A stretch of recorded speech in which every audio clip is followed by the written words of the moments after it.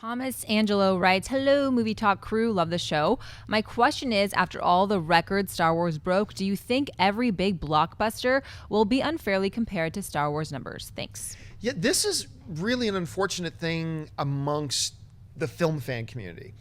It's whether it's comparing it to money or comparing it to quality. Like, for instance, Ant-Man comes out, right? And a lot of people's first questions aren't, hey, is Ant-Man good? A lot of the first questions I got on Twitter after I'd seen Ant-Man was, hey, is it better than Winter Soldier?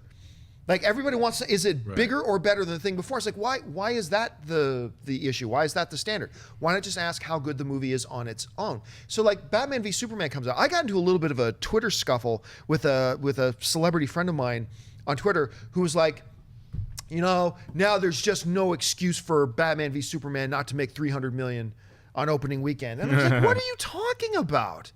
Like, well, Star Wars, why are you comparing it to what Star Wars does?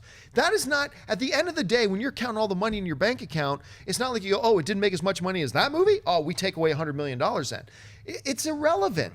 And I do think that there are going to be some people that when either Batman v Superman comes out or Captain America Civil War or even Rogue One, for that matter, I think a lot of people are just going to be like, oh, well, if it didn't do as good as Star Wars, then it's a failure. If it didn't break that opening weekend box office record, and then it's a disappointment. It's like, no, it's not. It is absolutely not. Look, Batman v Superman is going to do just fine. Captain America Civil War is going to do just fine. And guess what? Neither one of them are going to break Star Wars' opening weekend box office numbers. They're just not. But they're going to be big, and they're going to be great, and they're going to make the studios tons of money.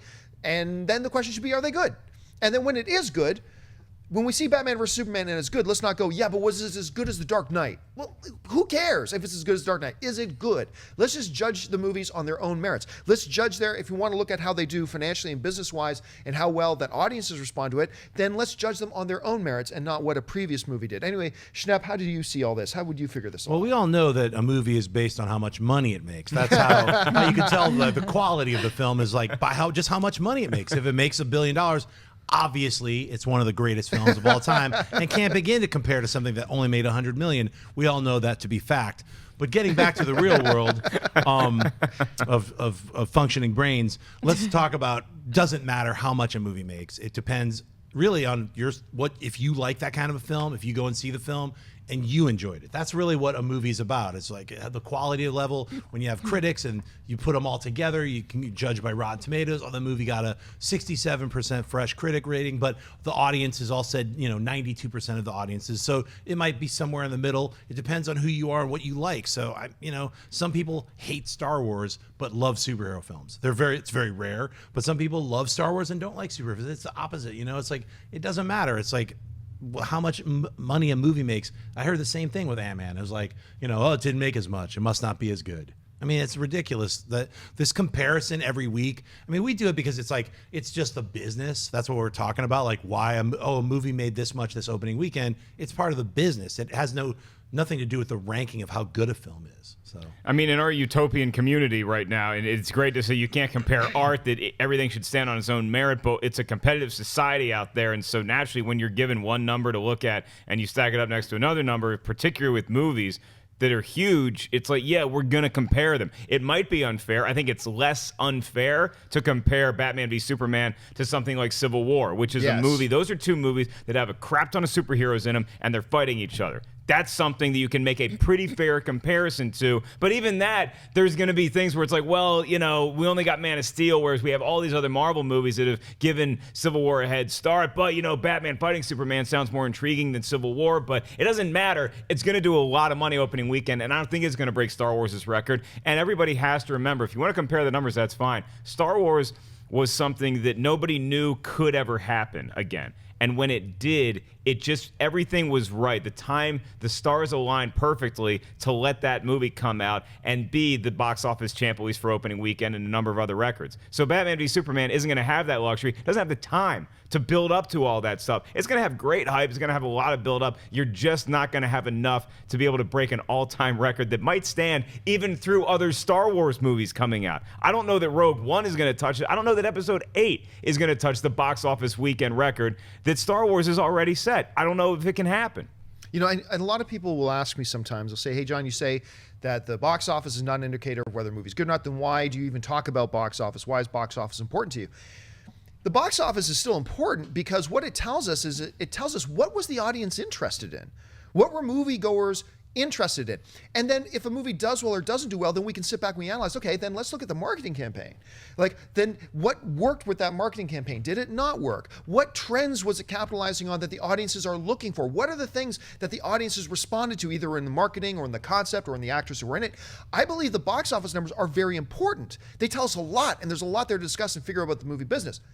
But what it does not indicate is how good or bad the movie is. Transformers, the most recent Transformers made $1.1 billion. So that is not an indication that it was great. But then again, Avatar made $2.7 billion, basically largely based off the fact that a lot of people did go back and see it 2 or 3 times. I know a lot of people went to see Titanic 3 or 4 or 5 times. So sometimes that can be an indication. It all depends. But yeah, just because we talk about box office numbers and they do have big importance and they give us a lot of insight into the relationship between studios and the audience. That doesn't mean there's a direct correlation, though, between the quality of a film and how much money it makes or how little it makes. A lot of times, the films that win Best Picture at the Oscars are films that made like $10 million in the box office that year, and yet they were the best films of the year. So it's a very complicated web. You made a great point, though, where it doesn't have to be the best movie ever, and it doesn't have to break any all-time box office record, but it does have to be very good as a movie in quality terms, and it has to do very good business. Yeah. You can't have a Batman v Superman come out and be a bomb simply because you're not going to get many more of them if that happens. Like, if the movie comes out and it makes $3 million opening weekend, but I love it, great, I'm happy, but I'm really bummed because we probably won't see him again. If you're Warner Brothers in DC, because this is going back to your point about they have to make this good and and it has to do well. Because here's the thing for Warner Brothers, you get one shot at Batman v Superman. You are pulling, like, you've decided, and by the way, I believe DC is taking the right approach with their cinematic universe. I've said all along, I don't think the right approach for DC would be to mimic Marvel. Don't make 8 single standalone movies with different characters and then Justice League. For them, do the reverse. Launch with everything put together. But here's the thing. Your biggest bullet in your chamber is Batman versus Superman. That's the biggest bullet you got, and you've decided to pull it out in the early rounds. That means you have to knock it out of the park now. You have to knock it out of the park. Because if you swing and miss with Batman v Superman, the future is bleak for DC Cinematic Universe films.